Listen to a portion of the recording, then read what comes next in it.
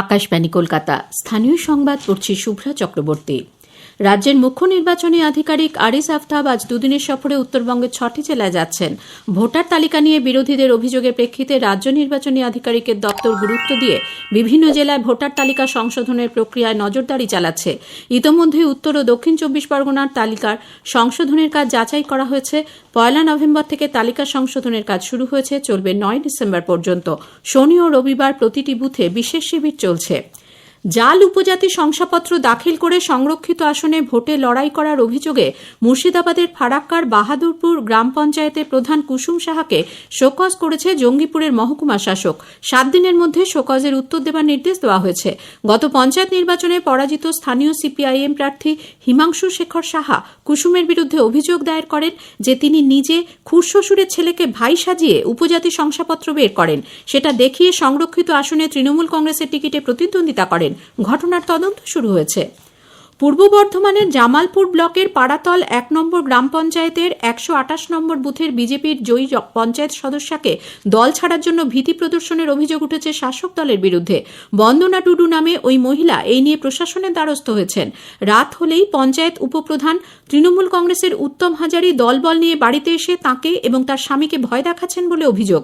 অন্যদিকে তৃণমূলের পক্ষ থেকে সমস্ত অভিযোগ অস্বীকার করা হয়েছে।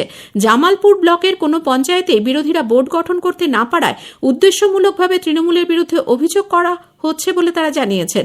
বিডিও পার্থ সারথী দে জানিয়েছেন, তারা অভিযোগ পেয়েছেন, এ ব্যাপারে তদন্ত করা হবে। বিজেপি রাজ্যে স্বাস্থ্যক্ষেত্রে নিয়োগে বেনিয়মের অভিযোগ এনে স্বাস্থ্য দপ্তরকে চিঠি পাঠিয়েছে। দপ্তরের তথ্য আধিকারিককে পাঠানো এক চিঠিতে বিরোধী দলনেতা শুভেন্দু অধিকারী জানিয়েছেন, 2011 সাল থেকে রাজ্যের হেলথ রিক্রুটমেন্ট বোর্ডের নিয়োগে ব্যাপক বেনিয়মের অভিযোগ রয়েছে বলে তাকে জানানো হয়েছে। এ বিষয়ে বিশদ জানতে তিনি আরটিআই আইনের আওতায় আবেদন করেন। শুভেন্দু জানান, 2011 সাল থেকে স্বাস্থ্য দপ্তরের নিয়োগে দুর্নীতি হয়েছে। কোচবিহারের তুফানগঞ্জ 1 নম্বর ব্লকে ধলপল এলাকায় প্রায় দিনই গরু চুরি চলছে। দোষীদের শাস্তির দাবিতে আজ তুফানগঞ্জ ভাটিবাড়ি রাজ্য সড়ক অবরোধ করে বিক্ষোভ দেখায় বিজেপি। দলের মণ্ডল সভাপতি যুগল কিশোর দাস বলেন, প্রশাসনকে জানিয়েও কোনো সুরাহা না হওয়ায় তারা আজ পথ অবরোধ করছেন। পুলিশের আশ্বাসে কিছুক্ষণ পর অবশ্য অবরোধ উঠে যায়। নদিয়ার কল্যাণীর উত্তর চাঁদমারি এলাকায় আক্রান্ত বিজেপি কর্মী মিহির বিশ্বাস এবং ওই ঘটনায় অভিযুক্ত আরমান ও তার ভাই আরবাজ তরফদারের শারীরিক অবস্থা এখন স্থিতিশীল। অভিযুক্তদের মধ্যে একজনকে চিকিৎসার জন্য কলকাতায় পাঠানো হয়েছে। উল্লেখ্য, গতকাল মিহির বিশ্বাসকে আক্রমণের পরে স্থানীয়রা অভিযুক্ত দুজনকে ধরে ফেলে, চলে গণপিটুনি। কল্যাণী থানার পুলিশ গিয়ে তাদের উদ্ধার করে এমজেএন হাসপাতালে নিয়ে আসে। বিজেপি কর্মী মিহিরকে দেখতে হাসপাতালে যান বিরোধী দলনেতা শুভেন্দু অধিকারী এবং কেন্দ্রীয় জাহাজ প্রতিমন্ত্রী শান্তনু ঠাকুর। রাজ্য সরকারি কর্মচারীর কর্মরত অবস্থায় মৃত্যু হলে সরকার তার নিকট আত্মীয়কে চাকরি দেওয়ার ক্ষেত্রে পরীক্ষার নিয়ম কানুন কিছুটা শিথিল করেছে। সম্প্রতি অর্থ দপ্তর থেকে জারি করা এক নির্দেশিকায় এই ক্ষেত্রে ডায়েট ইন হার্নেস নামের পরীক্ষার নিয়ম কানুন আগের তুলনায় কিছুটা সহজ করার কথা বলা হয়েছে। যোগ্য প্রার্থীদের শূন্য পদের ভিত্তিতে জেলার অফিসে লোয়ার ডিভিশন ক্লার্ক পদে নিয়োগ করা যাবে বলে জানানো হয়েছে।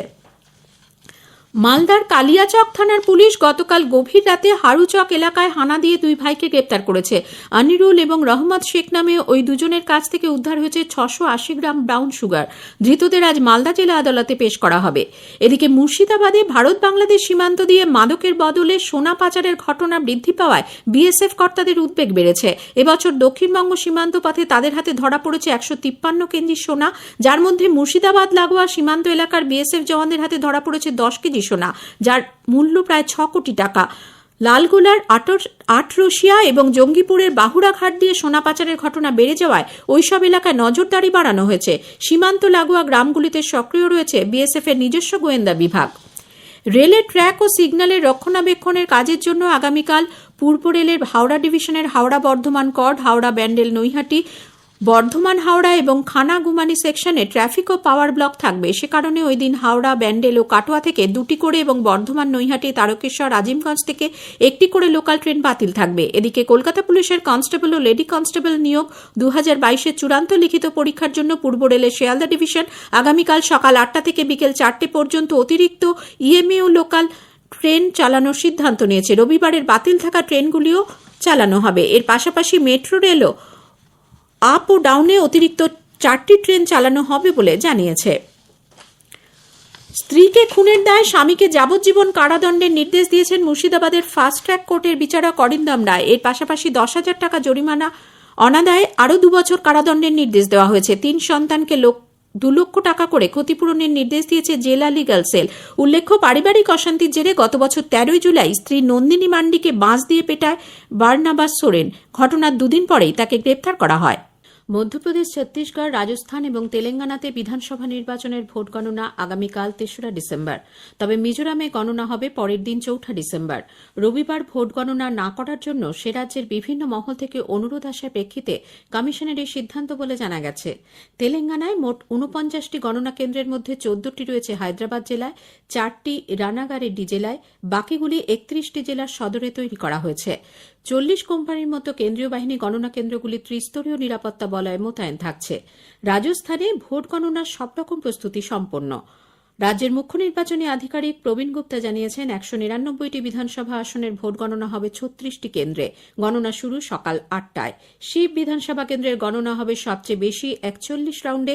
অন্যদিকে আজমের দক্ষিণ কেন্দ্রের গণনা 14 রাউন্ডে সম্পূর্ণ হবে। নিরাপত্তা রক্ষায় মোতায়েন করা হয়েছে 175 কোম্পানি কেন্দ্রীয় আধাসামরিক বাহিনী। ছত্তিশগড়ের 90টি বিধানসভা আসনের ভোট গণনাও আগামীকাল। রাজ্যের মুখ্য নির্বাচনী আধিকারিক রীনা বাবা সাহেব কাঙ্গালা জানিয়েছেন, প্রায় 4,600 আধিকারিক গণনার কাজ করবেন। প্রতিটি বিধানসভা কেন্দ্রের জন্য নিযুক্ত হয়েছেন একজন করে গণনা পর্যবেক্ষক। নিরাপত্তা বলয়ে প্রথমে থাকছে স্থানীয় পুলিশ, দ্বিতীয় বলয়ে থাকছে রাজ্য সশস্ত্র পুলিশ, তৃতীয় তথা শেষ বলয়ে থাকছে কেন্দ্রীয় সশস্ত্র পুলিশ। মধ্যপ্রদেশ বিধানসভা নির্বাচনে 230টি আসনে এবার মোট প্রার্থী ছিলেন 2,533 জন। এর মধ্যে 252 জন মহিলা। এক্সিট পোলে 4 রাজ্যেই হাড্ডাহাড্ডি লড়াইয়ের ইঙ্গিত মিলেছে। সংসদে আগামী সোমবার থেকে শুরু হতে চলা শীতকালীন অধিবেশনে সরকার যেকোনো বিষয়ে আলোচনা করতে প্রস্তুত। নতুন দিল্লিতে আজ সংসদ বিষয়ক মন্ত্রী প্রহ্লাদ যোশীর ডাকা সর্বদলীয় বৈঠকে সরকারের পক্ষ থেকে সভার কাজ সুষ্ঠুভাবে চালানোর জন্য সব রাজনৈতিক দলের কাছে আবেদন জানানো হয়। বৈঠকের পর শ্রী যোশী সাংবাদিকদের জানান, সংসদের উভয় কক্ষেই শান্তিপূর্ণভাবে অধিবেশন চালাতে সব দলের কাছে সাহায্য চাওয়া হয়েছে। রাষ্ট্রপতি দ্রৌপদী মুর্মু বলেছেন, আধুনিক প্রযুক্তি যেমন কৃত্রিম বুদ্ধিমত্তা জীবনকে আরও সহজ করলেও ডিপফেকের মতো প্রযুক্তি সমাজের বিপদ ডেকে আনছে। এক্ষেত্রে নৈতিকতার প্রসঙ্গ উঠে আসে বলে তিনি উল্লেখ করেন। রাষ্ট্রপতি আজ সন্ত তুগদোজি মহারাজ নাগপুর বিশ্ববিদ্যালয়ের 111তম সমাবর্তন অনুষ্ঠানে ভাষণ দিচ্ছিলেন। মহারাষ্ট্রের রাজ্যপাল, বিশ্ববিদ্যালয়ের আচার্য রমেশ ব্যাস, কেন্দ্রীয় মন্ত্রী নীতিন গাডকারি, মহারাষ্ট্রের উপমুখ্যমন্ত্রী দেবেন্দ্র ফডনবিস প্রমুখ আজকের অনুষ্ঠানে উপস্থিত ছিলেন। উল্লেখ্য, রাষ্ট্রসন্ত তুগদোজি মহারাজ নাগপুর বিশ্ববিদ্যালয় 1923 সালে 4 আগস্ট প্রতিষ্ঠিত হয়। এবছর বিশ্ববিদ্যালয় 100তম বর্ষে পদার্পণ করল। উপরাষ্ট্রপতি জগদীপ ধনখড় বলেছেন, বর্তমান সময়ে বিশ্বের দরবারে ভারতের সম্মান ও গ্রহণযোগ্যতা দুই বেড়েছে। নতুন দিল্লির আকাশবাণীতে আজ উপরাষ্ট্রপতি ড রাজেন্দ্র প্রসাদ স্মারক বক্তৃতায় বলেন, ভারত আজ বিশ্বের 5ম বৃহত্তম অর্থনীতি। আর্থিক স্বনির্ভরতার উপর জোর দিয়ে উপরাষ্ট্রপতি বলেন, हम विदेशों से क्या चीजें मंगाते हैं? कैंडल, दिए, पतंग, फर्नीचर, कर्टेन, इसलिए कि वहां कुछ सस्ते मिलते हैं। I will appeal to trade, industry and business. They must believe and subscribe to economic nationalism. Bharat की राजनीति का जो ये दौर चल रहा है कि हर परिस्थिति में हम विश्व पटल पर सबसे आगे रहें, उसके लिए जरूरी है कि हमारी अर्थव्यवस्था पूरी मददगार हो। Our economy will get quantum jump the moment we start subscribing to the enlightened idea of economic nationalism. অনুষ্ঠানে অংশ নিয়ে তথ্য সম্প্রচার মন্ত্রকের সচিব অপূর্ব চন্দ্র বলেন, 1969 সাল থেকে ড রাজেন্দ্র প্রসাদ স্মারক বক্তৃতার আয়োজন করা হচ্ছে। এবছর নির্বাচিত বিষয় বিকশিত ভারত সংকল্প যাত্রার সঙ্গে সামঞ্জস্যপূর্ণ।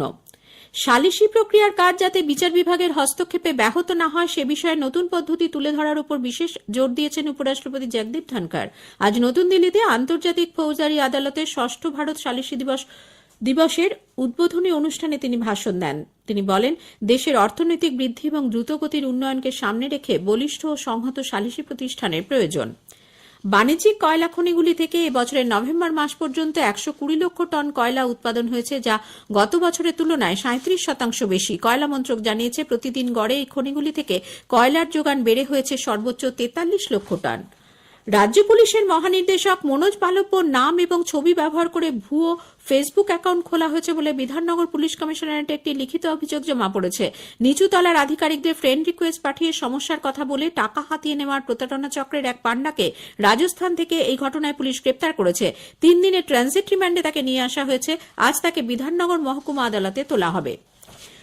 নদিয়ার কল্যাণীর চাঁদমারিতে আক্রান্ত বিজেপি কর্মীকে আজ জওহরলাল নেহরু মেডিকেল কলেজ হাসপাতালে দেখতে যান দলের রাজ্য সভাপতি সুকান্ত মজুমদার। আক্রান্ত মিহির বিশ্বাসের চিকিৎসার জন্য পরিবারের হাতে 50,000 টাকা তুলে দেন তিনি। সাংবাদিকদের প্রশ্নের উত্তরে শ্রী মজুমদার জানান, শাসক দলের অত্যাচারের বিরুদ্ধে বিজেপি জেলায় জেলায় আন্দোলন গড়ে তুলবে। রেলের ট্র্যাক ও সিগন্যাল এর রক্ষণাবেক্ষণের কাজের জন্য আগামীকাল পূর্ব রেলের হাওড়া ডিভিশনের হাওড়া বর্ধমান কর্ড, হাওড়া ব্যান্ডেল নৈহাটি, বর্ধমান হাওড়া ও খানাগুমানি সেকশনের ট্রাফিক ও পাওয়ার ব্লক থাকবে। সে কারণে ওই দিন হাওড়া ব্যান্ডেল ও কাটোয়া থেকে 2টি করে এবং বর্ধমান নৈহাটি তারকেশ্বর আজিমগঞ্জ থেকে 1টি করে লোকাল ট্রেন বাতিল থাকবে। খবর শেষ হলো।